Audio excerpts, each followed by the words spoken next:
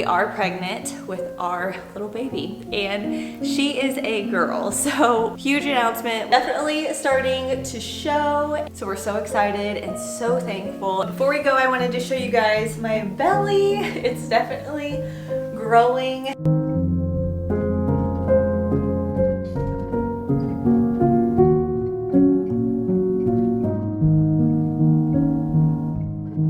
Feels very surreal knowing that she'll be here. I feel like we've been preparing obviously for months, and like having a loss last year and trying to get pregnant for years and years and years, and then getting pregnant a few months after that loss. It just seems surreal. So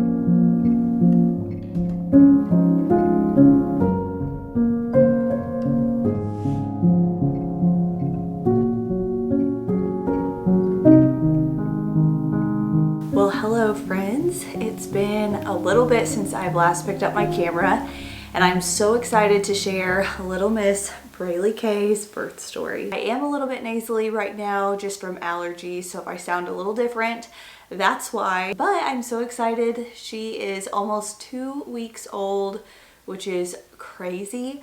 Tomorrow she'll be 2 weeks, so I figured I would go ahead and sit down and film her birth story while it's all fresh in my mind. So if you guys are new to my channel, I have a 7-year-old little boy and an 18-month-old little girl, and then we just added our newest addition. So with Brooks's birth, it was very long, definitely more, it was not ideal. It was just not the birth that I was anticipating. I didn't really know what to think with my first one. We adopted Breland, our 18-month-old. With Braylee, I didn't really know what to expect, but let me tell you, it was the most redemptive birth experience that I could have asked for. It was so good. So I'm excited to share a positive birth story with you guys. I did film a little bit of clips while we were there, and I filmed the whole birth, but obviously I'm not going to be sharing that all on YouTube. I'll be talking you guys through it. So if you don't want to hear about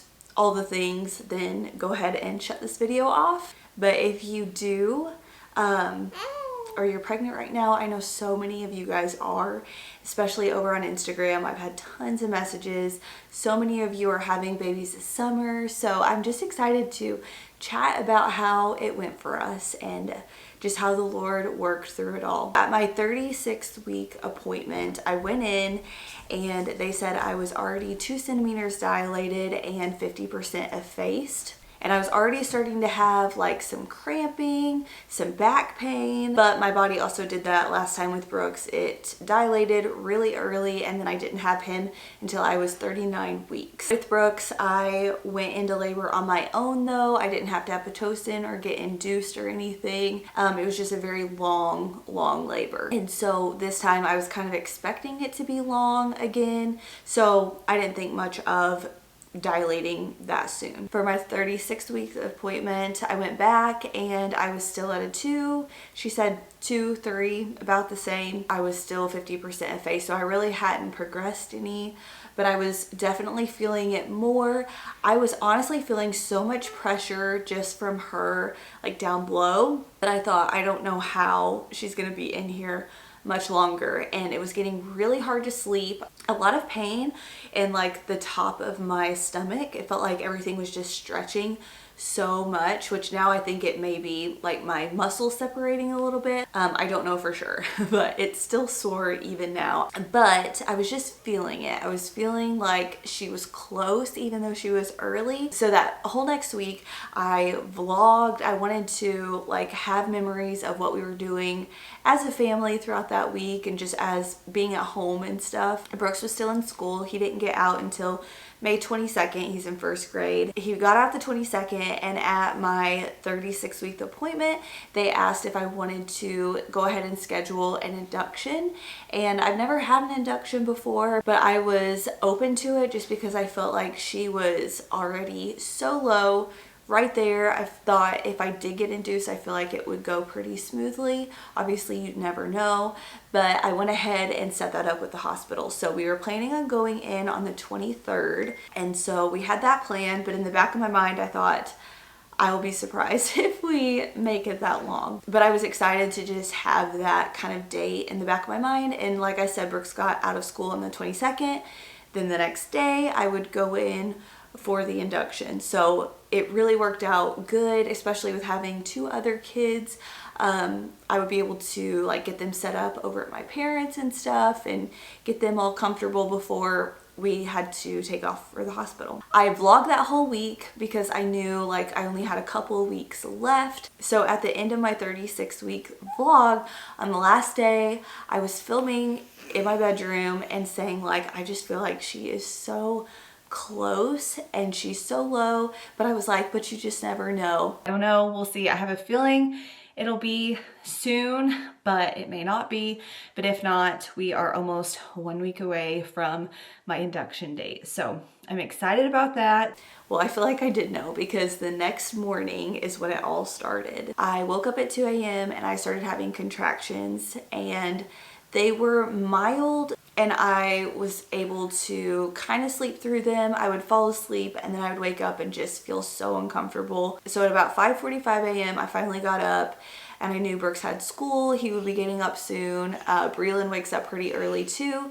And so I went to the living room and started just like sitting on my birthing ball because that was the only seat that was even halfway comfortable. I was sitting on there and I was just looking at my phone and Breland woke up. And this was about 6:15-ish at this point. So I stood up to go get her out of her crib and my water broke. And it was definitely like a huge gush. I just like stood there, didn't really know what to do.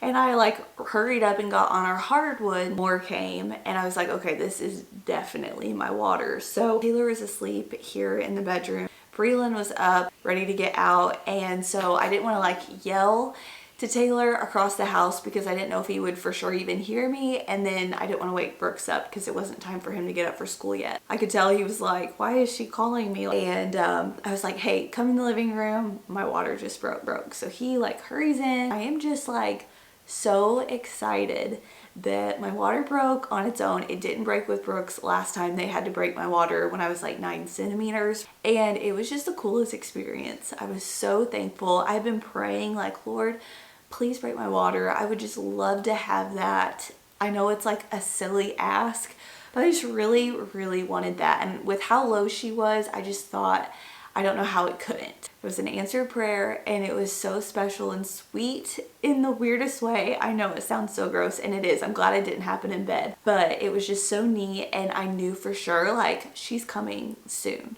I was just so excited. So Taylor got Breland up. We got it all cleaned up and I actually went back and took a shower and got ready real quick. Called my mom and she was over in like 15 minutes. I was like ready to watch the kids. That was our plan, was whenever I did either get induced or went into labor, the kids would go over to my parents and stay with them overnight while we were at the hospital. She got here and it was probably about like an hour after my water broke.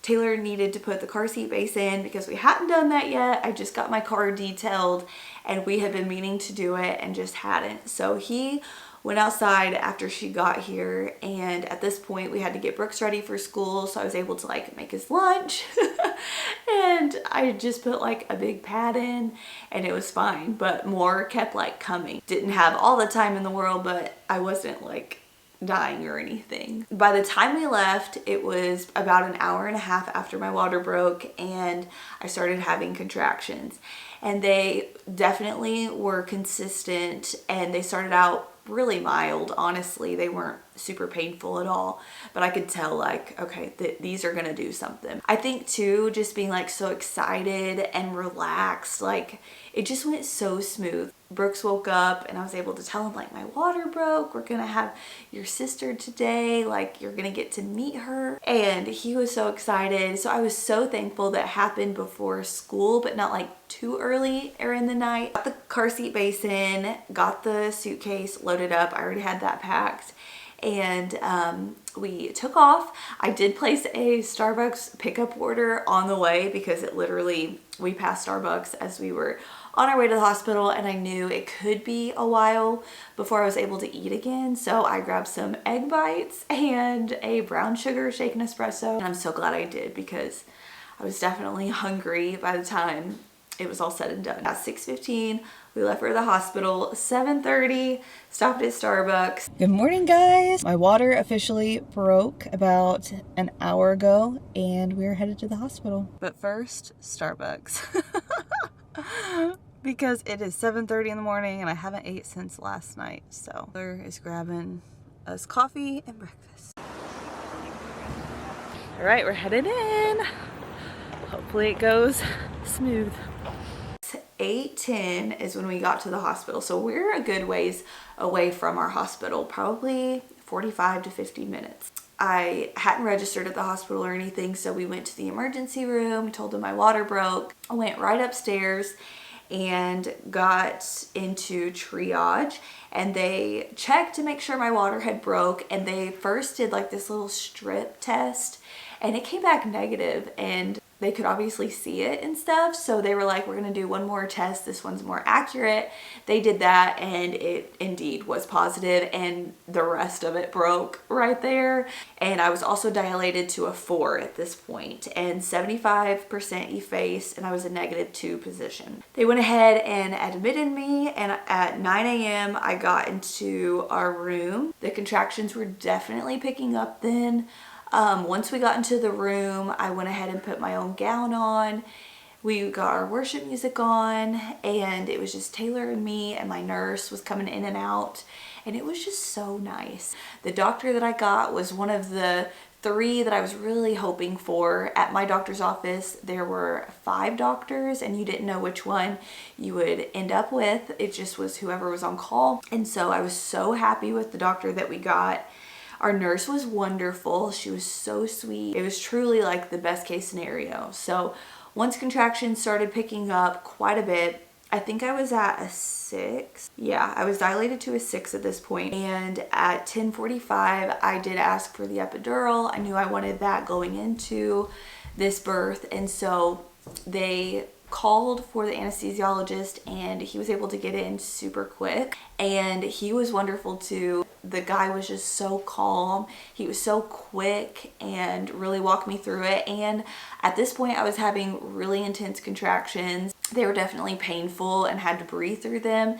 And so he worked with me. I was able to get it whenever I wasn't having a contraction, which was so helpful and nice. At 11:30, I was 7 centimeters, so they went ahead and brought in that peanut ball, which is like amazing. And they had me turn from side to side. I did notice that my legs were feeling very heavy. I was not able to move them myself at all. And with Brooks, my epidural was so strong that my legs were truly like falling off the bed. And I knew I didn't want to be that numb, because I wanted to be able to push still. I did ask if he could turn it down. And so he came in right away and was like, I'm going to turn it down over halfway. If you need any more, you can press this button, but if not, you don't have to do anything. And so I was so glad I did that he went ahead and turned it. It was at a level 20. He turned it all the way down to an 8, and I feel like that was the best decision. That was starting to come down like pretty quickly. I think it was at like a 12, and at 12:50 I was dilated to 9 centimeters. And they were like, you've got just a little bit more to go, so we're gonna flip you on your peanut ball. And at this point, I was more able to move my legs. It was all happening so fast. I mean, we had just gotten in that room at 9 o'clock. They were like, if you start to feel any pressure, let us know. Okay, my memory card just filled up, so I had to delete some clips, and we're back. But anyways, they came back in, and I was at a 10, but they said that I had like just a little bit left to go on one side before I would like start to feel anything. They switched my position again one more time, and they said, if you feel any more pressure, let us know. And so they went out of the room, and I kid you not, 5 minutes later, I told Taylor, I was like, I am feeling like a lot of pressure. Like, I feel like she's right there. And but it didn't hurt by any means. I was still like definitely numb, but could feel it, which I was happy about. So I had them come back in, and when they looked, there was her head. They were like, okay, we gotta go. They all moved so fast. The baby nurses were in. They were wonderful. One of the nurses was actually a nurse that we had with Breland. So that was so special. I get to be in this position and have her again with Braylee. I was able to start pushing. She was just coming no matter what. And I pushed 3 times. And she was here. Just couldn't even believe that she was here so fast and so quick. With Brooks, I pushed for almost 3 hours. And so this time, 3 pushes felt like nothing. They had to kind of like pat her in the back quite a bit to get her to really cry. She wasn't crying as much as they wanted to. She finally did. And they laid her on my chest. And it was truly the best feeling ever. We just got to have the sweetest moment, just Taylor and I, looking at her, and we just couldn't believe that she was here. And it was just so special and so sweet and so smooth. There was no hiccups, there was no any delays. My body like just kicked in to labor on its own. I didn't have to have Pitocin or anything, and it was overall just such a good experience. After that, we were in there for maybe like an hour and a half or so, and my epidural wore off super quick. I was able to stand up on my own. She was able to nurse right away, really good. And it just felt so peaceful and calm, just truly so wonderful and redemptive. If you haven't followed along on our story, after we adopted Breland, a few months later, we did get pregnant, and it ended in a miscarriage a few months later. And so going back to the hospital that I had previously been, I delivered Brooks there. I had to have a DNC there last year, and then getting to have Braylee there this year. It was just truly such a redemptive story. I'm just so thankful. I just feel so much peace, and I can look back on this birth experience and it was not traumatic. It was just so peaceful and smooth, and I'm just so thankful. She's now almost 2 weeks old, and she has fit right into our family, and I've been sharing over on Instagram a little behind the scenes.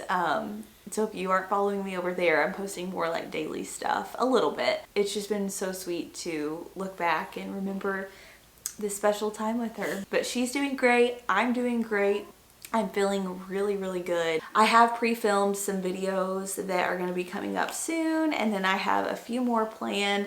I have a few brand deals that I'm excited to film and get back into, so we're going to go very slowly with it. I'm just so thankful and excited, and I just feel so content. So thank you all so much for your prayers, truly. I'm so thankful for you guys and for all of your love and support, and I'm just so happy she's here. She came right at 2 weeks early. My advice, if you are expecting, is to just be open at the end. You can get so in your head thinking like every little thing will result in labor, and sometimes it does and sometimes it doesn't. So I tried to keep in my head like it's gonna be at least 39 weeks, and even the induction may not even work.